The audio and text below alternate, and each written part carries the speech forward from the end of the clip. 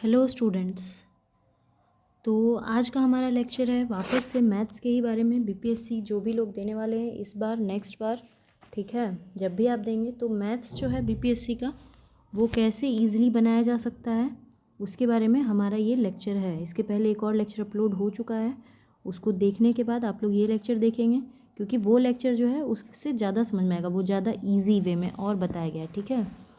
क्योंकि इस लेक्चर में क्वेश्चंस थोड़े से हार्ड हैं तो यहाँ पे ट्रिक थोड़ा कम लगेगा और जो फॉर्मूला है वो ज़्यादा बताया जाएगा। तो चलिए स्टार्ट करते हैं। पहला क्वेश्चन है हमारा 598 प्लस 4। ये जो क्वेश्चन आप लोग देख रहे होंगे कि 598 और 479 यही दिख रहा है, दो ही वर्ड यहाँ पे दो ही नंबर का यूज़ किया गया है, ठीक है, 598 और 479। और यहाँ पे ये क्या दिख रहा है कि ये a दिख रहा है और इसको b मान लेते हैं, तो a प्लस बी का होल स्क्वायर क्या लग रहा है, a प्लस बी का होल स्क्वायर माइनस यहाँ हो गया a माइनस बी का होल स्क्वायर, ठीक है। इधर हो गया a प्लस बी का whole square, a minus B का whole square by a into B, यही लिखा हुआ है। तो इस a प्लस बी का होल स्क्वायर का फॉर्मूला जो है वो हम लोग को बचपन में ही क्लास 6-7 में बताया जाता है। इसका फॉर्मूला होता है a square plus B square plus 2ab minus a minus B का होल स्क्वायर का फॉर्मूला क्या होता है, तो a square plus B square minus 2ab, ठीक है। ये होता है बाई नीचे ए बी तो रहेगा ही बट्टे में ए बी, ऊपर में देखिए कि अगर ये कोष्ठ तोड़ेंगे तो क्या होगा, यहाँ पे हो जाएगा माइनस ए स्क्वायर माइनस प्लस, यहाँ भी माइनस प्लस माइनस होता है तो माइनस बी स्क्वायर और माइनस माइनस प्लस हो जाएगा तो प्लस 2ab, इस तरह से हो जाएगा। और यहाँ तो ये लिखा ही हुआ है A square plus B square plus 2ab, ठीक है। तो ए स्क्वायर कट गया क्योंकि यहाँ पे ए स्क्वायर प्लस में है और यहाँ पे ए स्क्वायर माइनस में है।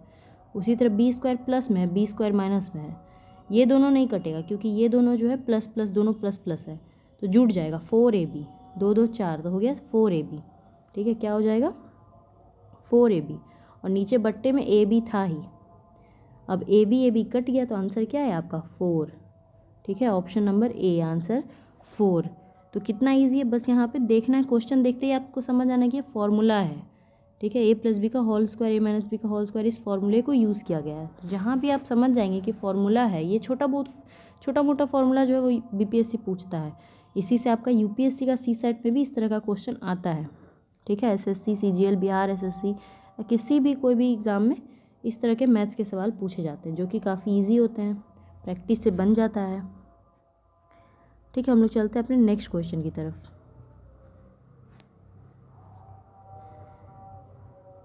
नेक्स्ट क्वेश्चन है हमारा, देखिए एक शहर की जनसंख्या दिया हुआ, एक शहर की जनसंख्या इतना है, यदि यह 5% की दर से सालाना बढ़ती है तो 2 साल बाद इसकी जनसंख्या कितनी हो जाएगी, ठीक है। 5% की दर से वो बढ़ेगा और 2 साल बाद कितना हो जाएगा। मान लीजिए कि 2022 में किसी शहर का इतना जनसंख्या था 176400, अब 2023 में वो 5% बढ़ गया तो इसका 5% निकालिए। तो एक तो तरीका होता है कि आप इस तरह निकालिए 176400 गुना 5%, इस तरह से निकालिए। तो इस तरह से भी निकालेंगे तो ये कट गया, 5 से इसको गुना करना पड़ेगा, 5 चौके 20 का 0 हासिल 2, 5 छके 5 4 या 20 का 0 हासिल 2, 5 या 30, 32 का 2 हासिल 3, 5 7 या 35 और 35 और 3 38 और 5 या 5,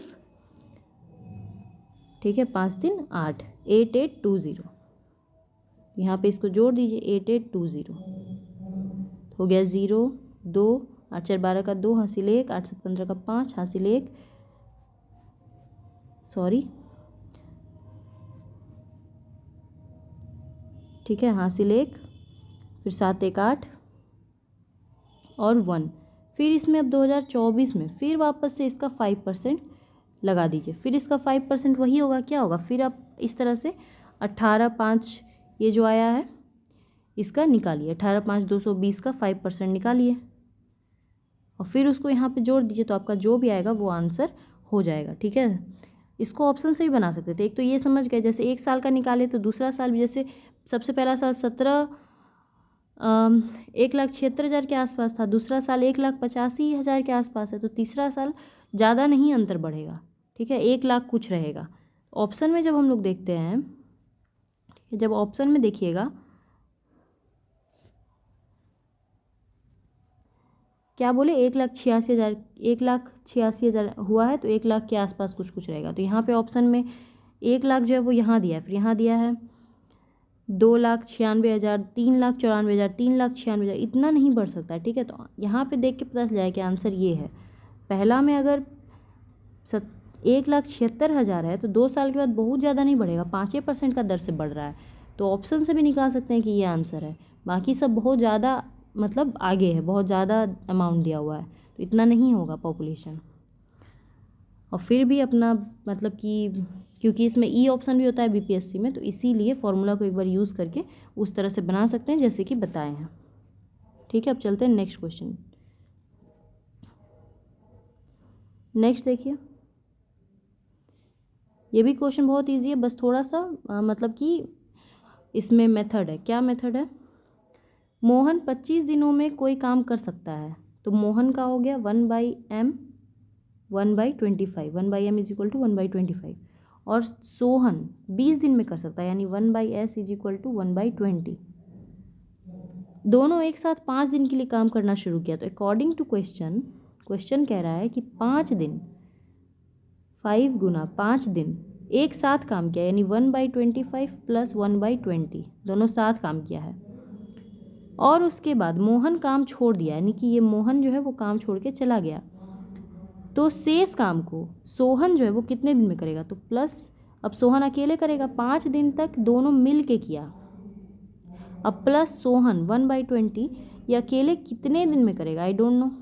x इज इक्वल टू 1 क्यों? क्योंकि एक काम है, एक काम को, ठीक है, एक काम को 5 दिन में इन दोनों ने किया, प्लस अब ये अकेले x दिन में करेगा, तो यही x निकालना है। आपको कैसे निकालना है, सॉल्व करने आता है कि नहीं? तो ये इजी होता है। अंदर वाला को सॉल्व कीजिए, पहले ब्रैकेट के अंदर जो है उसको सॉल्व करते हैं, तो 25 20 का एलसीएम ले लेंगे, वो हो जाएगा 100, 25 चौके 100 और 20 पंचे 100। इधर हो गया प्लस x/20 बराबर 1, यहाँ हो गया 5 गुना 5 4 9/100, ठीक है। ये कट जाएगा 5 के पहाड़ा से 100 20 बार में, तो यहाँ हो गया 9/20, है ना, 9/20, और इस साइड हो गया plus x/20 is equal to 1। फिर यहाँ एलसीएम तो 20 आएगा नीचे, क्योंकि दोनों में 20 20 है, तो एलसीएम हो गया 20, इस 20 को इधर भेज देंगे तो यहाँ 20 हो जाएगा, तो 9 + x बराबर 20, ठीक है। इस 20 नीचे में एलसीएम लेंगे तो 20 आएगा, उस 20 को जब इस साइड भेजेंगे इज इक्वल टू के, तो 1 के साथ इंटू होकर 20 हो जाएगा, तो x निकाल लीजिए, 20 - 9 यानी कि 11, तो आंसर हो गया 11, ठीक है। खुद से बना के देखना है, ये नहीं कि हम बता दिए तो आपको समझ में आ गया, ऐसा नहीं होता है, ठीक है। खुद से बनाना है, खुद से प्रैक्टिस करना है, नहीं बनेगा फिर से देखना है, रिवाइंड कर करके बार बार देखना है, फिर बनाना है, ठीक है। नेक्स्ट देखते हैं। एक घड़ी दोपहर 12 बजे चलना शुरू करती है, तो 5:10 पे घड़ी का सुई कितना डिग्री घूम जाएगा? देखो, ये घड़ी है जो कि 12 बजे अगर चलना शुरू करेगा तो 5 बज के यानी कि 5 घंटा में कितना डिग्री घूमा? तो देखिए, घड़ी जब 12 घंटा घूमता है ना, यहाँ से यहाँ 12 घंटा, तो 360 डिग्री घूमता है। 12 घंटा में कितना घूमता है? 360, तो 1 घंटा में कितना घूमेगा? 12 × 36 30 डिग्री, तो 5 घंटा में कितना घूमेगा? 5 × 15 150 डिग्री, ठीक है। 5 घंटा में कितना घूमेगा? 150 डिग्री, तो ये घंटा का निकालिए। अब मिनट, 10 मिनट का भी निकालना है, तो घड़ी जब यहाँ से यहाँ मिनट की सुई घूमती है ना, 60 मिनट होता है, तो 60 मिनट में 30 डिग्री 360 डिग्री घूमता है, ठीक है। 60 मिनट में कितना घूमता है? 360 डिग्री घूमता है, तो 1 मिनट में कितना घूमेगा? 60 डिग्री। इसको काट कूट के निकाला जाता है, काट के, और 6 डिग्री, और 10 मिनट में कितना घूमेगा? 60 डिग्री, ठीक है। 1 मिनट में 6 डिग्री घूमेगा और 10 मिनट में घूमेगा 60 डिग्री, तो ये 60 और प्लस ये 150, 150 में 60 आप जोड़ दीजिए तो आपका आंसर आ जाएगा, ठीक है, आंसर हो गया 210, पर ऑप्शन में 210 है नहीं, तो इसका आंसर हो गया ई नंबर। तो कितना ईजी है कि आपको पता है कि घड़ी जब पूरा घूमता है 360 डिग्री होता है, उसके हिसाब से इसको निकाल देना है। ठीक है, अब हम लोग चलते हैं अपने नेक्स्ट क्वेश्चन की तरफ। नेक्स्ट क्वेश्चन देखिए, ट्रेन वाला। कल ही आप लोग को ट्रेन वाला समझाया था, ये ट्रेन का एक डिफरेंट टाइप का क्वेश्चन है। ठीक है, बट ये भी बहुत ही ज़्यादा इजी क्वेश्चन है। क्या है कि दो ट्रेन है, दोनों की लंबाई 150 मीटर है, दोनों अपोजिट डायरेक्शन से आ रहा है। अपोजिट डायरेक्शन मतलब जैसे कि एक ट्रेन इधर से आ रहा है और एक ट्रेन इधर से आ रहा है। ये भी 150 मीटर लंबा है, ठीक है, 150, और ये भी 150 मीटर लंबा है, और इसका स्पीड 90 किलोमीटर प्रति घंटा है, इसका स्पीड भी 90 किलोमीटर प्रति घंटा है, दोनों का सेम है, विथ इक्वल स्पीड, इक्वल है स्पीड। द टाइम टेकन, तो टाइम बताइए दोनों को क्रॉस करने में कितना टाइम लगेगा। तो आपको पता है टाइम का क्या फॉर्मूला होता है, समय बराबर दूरी यानी डिस्टेंस बट्टे चाल, स्पीड, डिस्टेंस बाय स्पीड यानी दूरी बट्टे चाल। दूरी कितना ट्रेवल करना पड़ा, क्योंकि दोनों अलग अपोजिट दिशा से आ रहा है। जब अपोजिट दिशा से आता है ना, तो जोड़ते हैं, कल ही बताए थे कि एक साथ चलेगा। कल कुत्ता वाला क्वेश्चन बताए थे कि अगर दोनों सेम दिशा में जाएगा तो घटाते हैं, और अगर अपोजिट से आएगा तो जोड़ेंगे। तो जोड़ दीजिए दूरी, दोनों का जोड़ दीजिए, दोनों का ट्रेन का लंबाई, तो हो गया आपको 300, और दोनों का स्पीड नीचे चाल जोड़ दीजिए, तो हो गया 180। पर ये चाल जो है किलोमीटर प्रति घंटा में, तो मीटर प्रति सेकंड में करने के लिए क्या करेंगे, नीचे 1000 से गुना और ऊपर 60 गुना 60 समय सेकंड करने के लिए। अब काट दीजिए, काटिएगा तो आपका आंसर निकल जाएगा। ठीक है, बाकी ये काटने का काम आप लोग अब खुद से ही कीजिए। हम लोग अपने नेक्स्ट क्वेश्चन पे आते हैं। ये बहुत इजी है, ऑप्शन देख के बनाना है। ठीक है, if the radii of circle A and B, दो सर्कल है ए और बी, ए बी, एक का रेडियस है 1.5 और एक का रेडियस है 1। तो कह रहा है कि एरिया का रेशियो क्या होगा। तो एरिया का फॉर्मूला क्या होता है सर्कल का, पाई आर स्क्वायर, इसका भी pi R square, pi pi cut गया तो आर का स्क्वायर, आर का स्क्वायर, तो 1.5 का स्क्वायर क्या होगा 2.25, और 1 का स्क्वायर क्या होगा 1। ठीक है, तो आंसर सी नंबर हो गया। देख के भी बना सकते थे, इस तरह का सवाल सर्कल पे पूछा है एग्जाम में, बेलन यानी सिलेंडर पे पूछ सकता है, कोन पे पूछ सकता है। तो कभी भी रेशियो में दिया रहे और फिर रेशियो में आंसर पूछे, ठीक है, तो ध्यान रखिए आपको क्या करना है, डबल कर देना है, जो दिया है उसका डबल। तो 1.5 का स्क्वायर 2.25, डबल का मतलब स्क्वायर कीजिए, दोगुना नहीं करना है, स्क्वायर करना है। ठीक है, तो 1.5 का स्क्वायर हो गया 2.25। अब चलते हैं हम लोग नेक्स्ट क्वेश्चन की तरफ।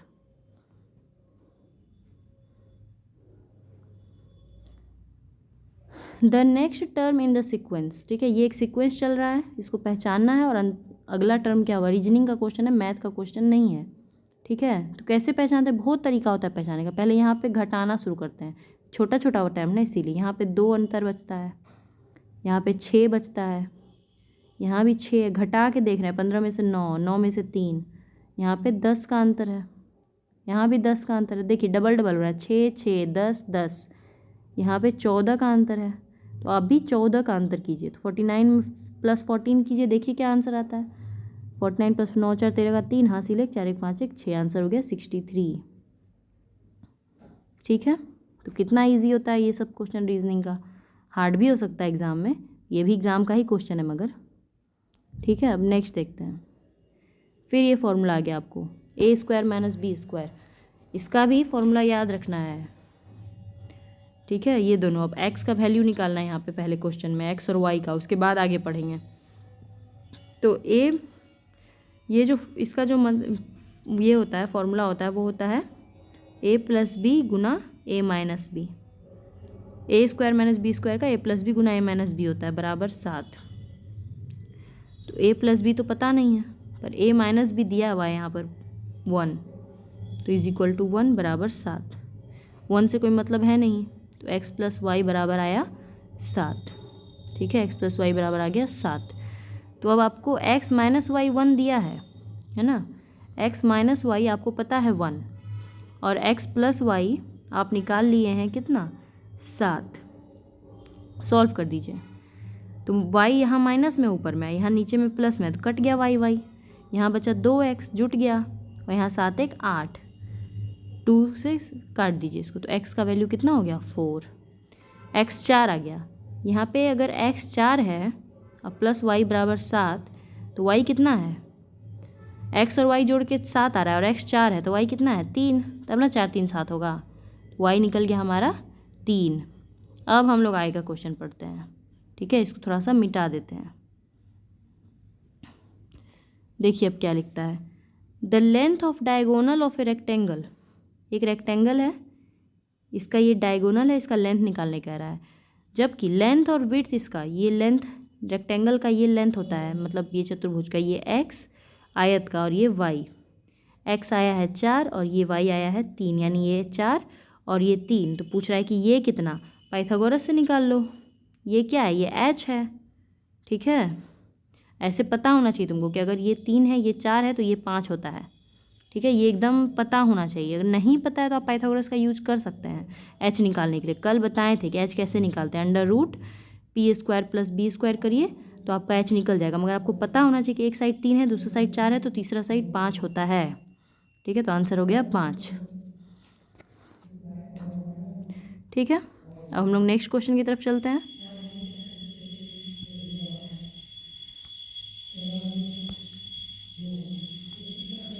देखिए इन ए क्लास, ये वाला क्वेश्चन थोड़ा सा मतलब वहाँ पे पढ़ना पड़ेगा, समझना पड़ेगा, पर है बहुत ईजी, बस आपको परसेंटेज निकालने आना चाहिए। एक क्लास में 80 बच्चा है, जिसमें 60% बच्चा कैरम खेलता है। ठीक है, कैरम 80 का 60%। अब एक तो देख के निकाल सकते हैं आराम से, 80 का 60% कितना होगा, नहीं तो आपको गुना करके निकालना है तो निकालिए, 80 का मने गुना 60%, ऐसे भी निकाल सकते हैं। तो 0 0 कट गया, 8 6 48, यानी 48 बच्चा कैरम खेलता है। अब 45% बच्चा चेस खेलता है, चेस कितना 45%, तो निकालिए 80 का 45%। ठीक है, 0 0 कट गया, 2 4 जा 8, 2 5 जा 10, 5 9 जा 45, 9 चौके 36, तो कैरम खेलता है 36 बच्चा। ठीक है, and 10% student neither play carrom not chess, 10% बच्चा ना कैरम खेलता है ना चेस खेलता है, नो कुछ नहीं खेलता है। ठीक है, तो 80 का 10% कितना होगा 8, यानी 8 बच्चा कुछ नहीं खेलता है। अब क्वेश्चन पूछ रहा है कि कितना नंबर ऑफ स्टूडेंट केवल चेस खेलता है, कितना बच्चा है जो सिर्फ चेस खेलता है। यहाँ पे ये लिखा था ना कि 45% बच्चा चेस खेलता है, तो ये तो नहीं लिखा कि वो 45% बच्चा कैरम नहीं खेलता है, वो भी हो सकता है कि कैरम खेलता हो, है ना। तो अब पूछा है सिर्फ चेस खेलने वाला, तो बहुत ईजी है। सबसे पहले तो 80 में से उसको हटाइए जो कि कुछ नहीं खेलता है, तो 8 कुछ नहीं खेलता है, तो बच गया आपको कितना 72 बच्चा है जो कैरम और चेस खेलता है। कुछ कैरम खेलते हैं, कुछ चेस खेलता है, कुछ दोनों खेलता है। यहाँ पे कैरम और चेस वाला को जोड़िए, कितना आ रहा है 8 6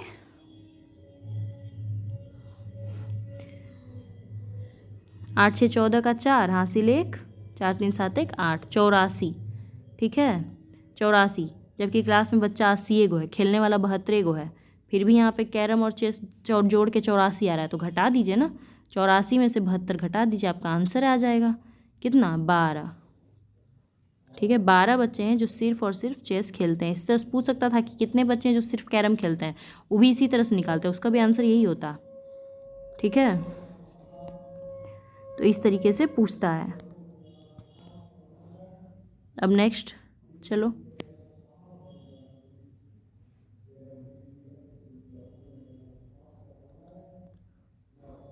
यहाँ पे फिर वही है, रीजनिंग का क्वेश्चन है कि 4 18 48 100 294 400 जो भी है, पूछ रहे हैं बीच में क्या होगा। ठीक है, बीच में क्या होगा तो पता लगाइए। आपको यहाँ पे देखने में लग रहा होगा कि 4 जो है वो 2 का स्क्वायर है, 100 जो है वो 5 मतलब वो भी 10 का स्क्वायर है। ठीक है, तो आपको स्क्वायर की तरफ जाना होगा, स्क्वायर वाला से पता लगाने की कोशिश कीजिए। तो जैसे कि अगर 4 हमको लिखना है तो हम कैसे लिखेंगे, हम 2 का स्क्वायर इंटू 1 लिख सकते हैं। ठीक है, 18 लिखना है तो 3 का स्क्वायर 3 3 9 गुना 2 लिख सकते हैं, 9 दूना 18। 48 लिखना है तो हम 4 का स्क्वायर गुना 3 लिख सकते हैं, 4 चौके 16 16 तिया 48। अगर 100 लिखना है तो 5 का स्क्वायर गुना 4 लिख सकते हैं, 5 5 25 गुना 4। तो यहाँ पे क्या होगा अब आप लोग बताइए, आप लोग इसको खुद से बताइए कि ये इसके जगह पे कौन सा आंसर होगा। ठीक है, इसको आप लोग के लिए छोड़ा जाता है। नेक्स्ट देखते हैं हम लोग। ये औसत का सवाल है। औसत अगर आपको आता है तो ये m और n देख के घबराना नहीं है एग्ज़ाम में। यदि m संख्या का औसत n स्क्वायर है और n संख्या का औसत m स्क्वायर है तो m प्लस n संख्या का औसत क्या है? सीधा क्वेश्चन है, बहुत सीधा। देखो औसत क्या में क्या होता है, m संख्या का योग बट्टे m, टोटल m संख्या का योग बट्टे n स्क्वायर, यही होगा। तो m संख्या का योग अगर इसको ले जाके उधर गुना करेंगे तो mn स्क्वायर। उसी तरह क्वेश्चन पढ़ो, n संख्या का औसत m स्क्वायर है तो n संख्या का योग बराबर nm स्क्वायर। अब कह रहा है m प्लस n को जोड़ दीजिए, m प्लस n संख्या का औसत, तो m प्लस n संख्या का योग, तो m संख्या का योग आया तुम्हारा mn स्क्वायर। देखो m प्लस n संख्या का योग, इस तरह से हमको औसत निकालना है। m प्लस n संख्या का औसत, तो योग बट्टे m प्लस n करेंगे ना तो औसत निकलेगा, यही औसत का सूत्र ही है। तो अब m संख्या और n संख्या का योग, m संख्या का योग हम यहाँ निकालें mn स्क्वायर और n संख्या का योग यहाँ निकालें nm स्क्वायर, और नीचे हो गया m प्लस n। अब यहाँ पे m n यहाँ पे कॉमन ले लीजिए, m n कॉमन ले लीजिए, तो यहाँ पे क्या बचा, m निकल गया, n निकल गया, एक n बचा और यहाँ पे n m बचा। ठीक है, नीचे है आपको m प्लस n, कट गया, बच क्या गया m n, तो आंसर हो गया m n। ठीक है, तो औसत पता है तो उससे बन जाता है। तो इसी तरह से प्रैक्टिस करते रहिए, लगातार प्रैक्टिस, ताकि बहुत ज़्यादा अच्छा क्वेश्चन आता है, बहुत इजी, तो 10 में 10 सही हो जाता है। अदरवाइज़ 10 में अगर 8 भी सही होता है तो एक होप बना होता है अच्छा सा कि 10 में 8, मतलब वो बहुत जो ब्रिलियंट होते हैं, जो इस तरह से दिमाग लगा पाते हैं, ट्रिक्स से बना सकते हैं, तो 10 में से 8 सही करते हैं, और जिन जो 8 सही करते हैं चांसेस होता है कि क्लियर हो सकता है। ठीक है, मैथ्स और बाकी आप जो भी एग्ज़ाम देने वाले हैं तो उसमें मैथ्स तो आपको काम करेगा ही। ठीक है, वेदर इट इज़ UPSC, क्योंकि उसमें भी CSAT होता है, उसमें भी बच्चे फेल हो जाते हैं CSAT में, तो आपको मैथ्स की प्रैक्टिस बनी रहनी चाहिए। ठीक है, फॉर्मूला भी आना चाहिए, ट्रिक्स भी आना चाहिए, ऑप्शन से आंसर कैसे निकालते हैं वो भी आना चाहिए, सब आना चाहिए। आप लोग को कोई भी क्वेरी हो आप लोग कमेंट सेक्शन में पूछ सकते हैं। ठीक है, धन्यवाद।